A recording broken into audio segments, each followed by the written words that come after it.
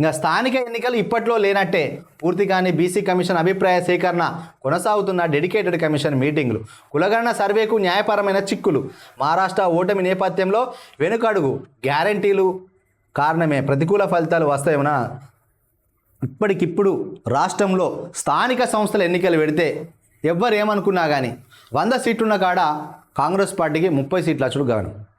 మరి వీళ్ళ మీద కోపంతో ఏదైతే కేసీఆర్, కేటీఆర్, హరీష్ రావు, కవిత, బాల్క సుమన్ ఇట్లాంటి వాళ్ళ మీద, బీఆర్ఎస్లో ఉన్న నాయకుల మీద, మన ఉంటాడు జీవన్ రెడ్డి, ఇంకో ఇట్లాంటి నాయకుల మీద కోపంతో ప్రజలు అప్పుడు బీఆర్ఎస్ అద్దు అని చెప్పి కాంగ్రెస్ను గాలిలో గెలిపించిండు. ఎవరు ఒప్పుకున్నా ఒక్కపోయినా ఇది కుండ బలగొట్టిన నిజం.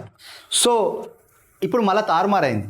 సో రేవంత్ రెడ్డి గారు చేసిన హైడ్రా, లగచెర్ల, మూసీ నివాసులు ఇట్లాంటివన్నీ పథకాలు హామీలు చేయకపోవడం, మహాలక్ష్మి కింద 2500 ఇవ్వలేదు, నిరుద్యోగ వృత్తి చేయలేదు, విద్యా వికాస్ పథకం ఇవ్వలేదు, అదేవిధంగా పెన్షన్లు 4000 చేయలేదు, వికలాంగులకు 6000 చేయలేదు, రైతులకు రుణమాఫీ ఇంకా అంతంత మాత్రమే ఉన్నది, రైతు భరోసా లేదు.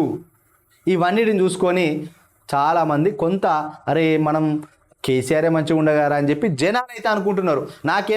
కేసీఆర్ నాకేం ఫోన్ చేసి మాట్లాడలేదు, నాకు వాడోడు వీడోడు ఎవడు నాకేం రూపాయి కూడా సపోర్ట్ చేయలేదు, ఉన్నాడే చెప్తాను ఇట్లా అనుకుంటారు జనాలు. కొన్ని యూట్యూబ్ ఛానళ్ళు మాత్రం ఇంకా ప్రభుత్వానికి అమ్ముడు పోయినే ఉంటే ఉండొచ్చు, కానీ నేను నిజం చెప్తున్నా. ఇంకో ఈ విషయాల్లో నెగిటివ్ ఉంది. ఇప్పటికిప్పుడు ఎన్నికలు పెడితే రాష్ట్రంలో కాంగ్రెస్ పార్టీకి స్థానిక సంస్థల్లో గడ్డు పరిస్థితి. లోకల్ నాయకులు ఎమ్మెల్యేకి చెప్పాలి, ఎమ్మెల్యేలు కూడా ముఖ్యమంత్రికి చెప్పాలి, మంత్రులు కూడా ముఖ్యమంత్రికి చెప్పాలి. మీరు జేబులో దాచిపెట్టుకున్నట్టుగా మీరు నోరికి తాళం వేసుకున్నారనుకో. వాస్తవాలు ఇంటెలిజెన్స్ రిపోర్ట్ కూడా ఇదే చెప్తున్నాయి. నేను కూడా చాలామందితో మాట్లాడినాం. ఎక్కడ పోయినా ప్రతి 10 మందిలో 8 మంది వ్యతిరేకిస్తున్నారండి.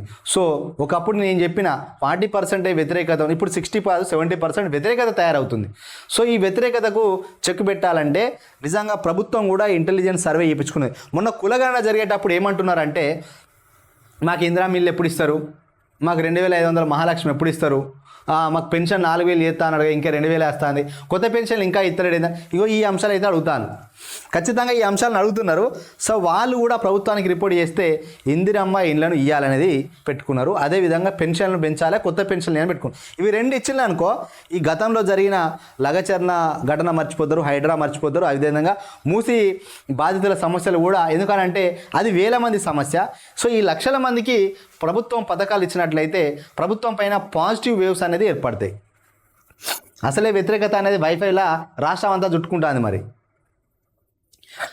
మీరు వైఫై ఇయ్యలే కానీ వ్యతిరేకత అయితే